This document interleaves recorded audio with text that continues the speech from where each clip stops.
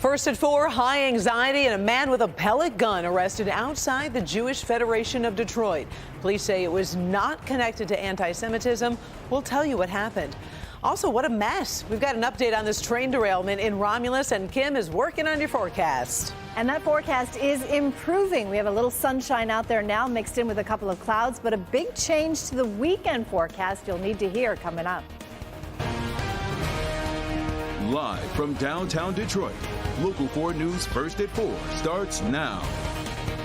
Good afternoon, everybody. I'm Karen Drew. First at 4, moments of panic at the Jewish Federation of Detroit after a man shows up with a pellet gun that looks exactly like a real gun. Police rushed to the Max M. Fisher building to confront him. We're told security inside the building called 911 after the man tried to come inside without identification. That's when they spotted the gun in his waistband. We do have a picture of the firearm.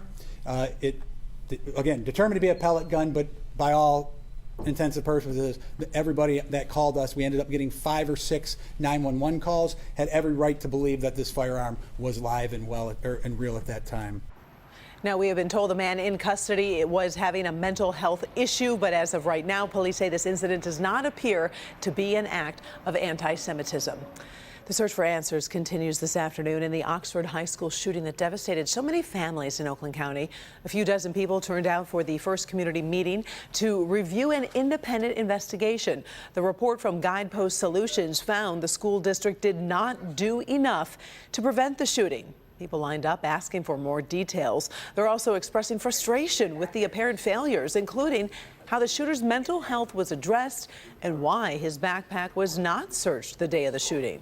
There's no way in the world I would have handed that backpack back to that kid without checking it. It just wouldn't have happened. To me, it's just plain common sense. I think it's important for the overall report on this to understand, to tell other schools, when you constantly have kids in crisis and you disregard them, you are escalating their behavior.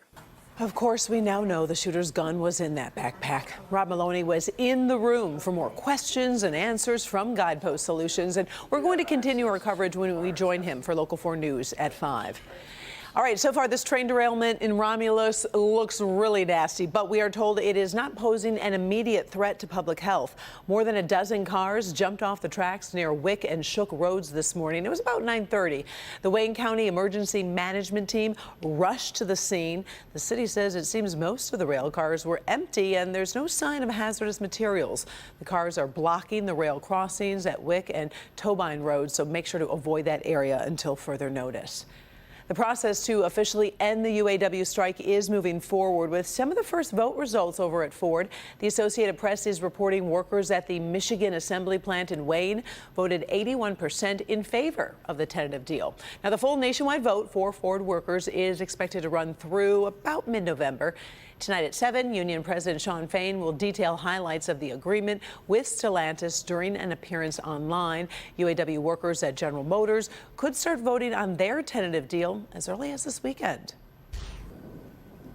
Can you feel it? Temperatures have warmed up a little bit since yesterday. We're hoping it's a trend. Let's get a sneak peek at the first forecast with Kim Adams.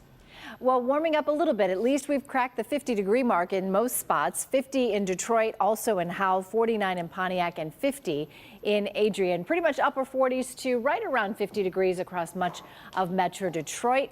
It's 10 degrees warmer right now than it was at the same time yesterday out at the airport and in Ann Arbor. Pontiac is at 10 degrees warmer today than yesterday and 7 degrees warmer in Mount Clemens. Tomorrow we get even warmer than today with a little sunshine breaking through the clouds. Will push our temps all the way into the 50s.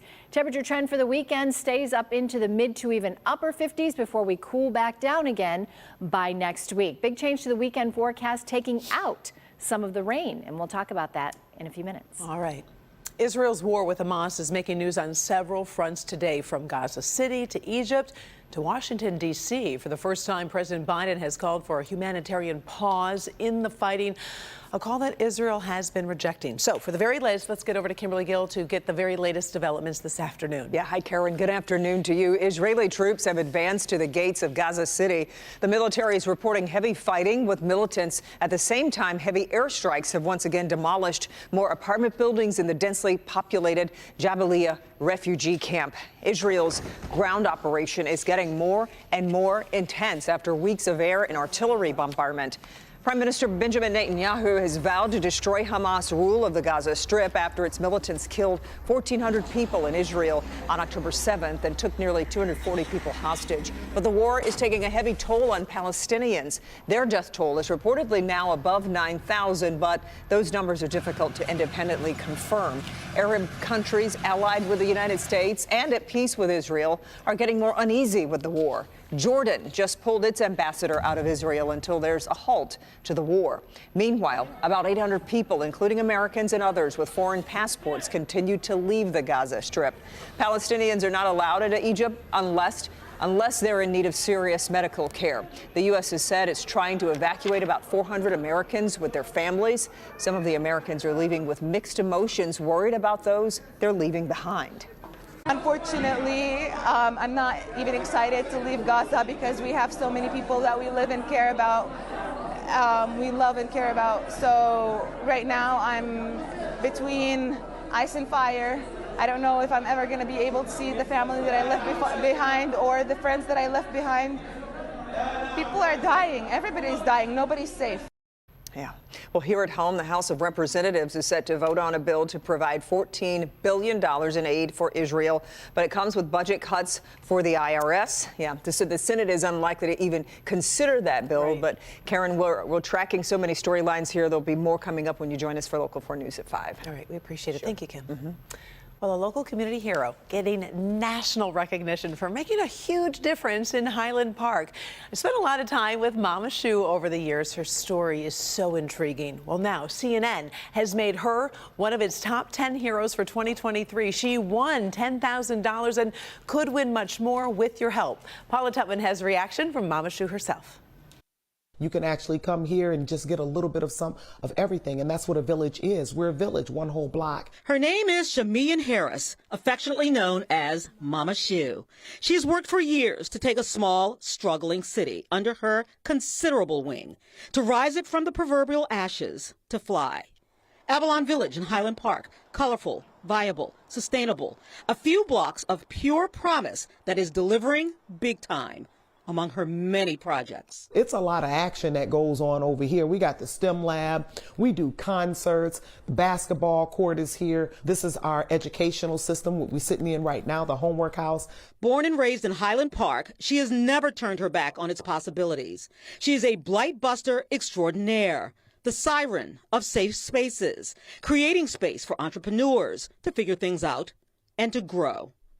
Creating space for artists to express themselves, creating space for children to learn, grow, find acceptance and encouragement. One of the most major things that really makes me proud is the completion of the homework house. Her story, a labyrinth of tragedy with the hit-and-run death of her young son, the murder of her older son, and then creating healing from her own pain. We finally got our certificate of occupancy on 1/26/22, and that actually happened one exact year after my 23-year-old son was killed. It was like on that day, and it was just so magical. I believe I have ambassadors in the heavens that just kind of keep me going, and those are my boys. For a place beyond the borders of Detroit, with many of the same problems, only while Detroit has had many champions to help pull itself up by the bootstraps, Mama Shu has been Highland Park's biggest champion to date, finding funding and making things happen. A lot of people live in neighborhoods that are just torn down. They feel hopeless. And that's the way that this block started. And while becoming one of CNN's top 10 CNN heroes is huge. If anything, folks can actually see what can actually happen if you get just you a cool team, you stay committed, you stay focused, and you stay on it, that you can also have something like this in the most blighted areas of your own hometown. It's an honor to be recognized, but very little time to bask in the glow. There's more work to be done. Win or lose, still going to be doing the work, and the beat will still keep going. And the beat keeps going. Karen, I know you're excited about this because you do a lot of stories with Mama Shu. As you said, she's already won $10,000. Guess where that money's going to go? Right back into programs. If she happens to win the $100,000, guess where that money's going to go? Back into the programs. Yeah. This is where the audience really jumps in because you need to vote. At CNN Heroes, you need to vote for her. The more votes she gets, the possibility she gets for that extra $100,000 very quickly. We get a lot of credit for doing a lot of stories. I do want to thank my partner, Joel Diener, photographer, for his work in this story. He did a wonderful job in really getting that essence of Mama Shu. Don't you think, Karen? I really do. I loved watching it because there's so many different elements that she covers. Like you said, with the homework house, you saw the camps, you saw the yoga. I think a lot of people don't realize when you help a child, there's all different levels. How about the angels? I know. How about those angels? Love it. I really do. I love that you shared this. I love she's getting national recognition, and I hope we as a community can help support her for her next adventure and what she's going to do for the community. Thanks, Paula. Appreciate it.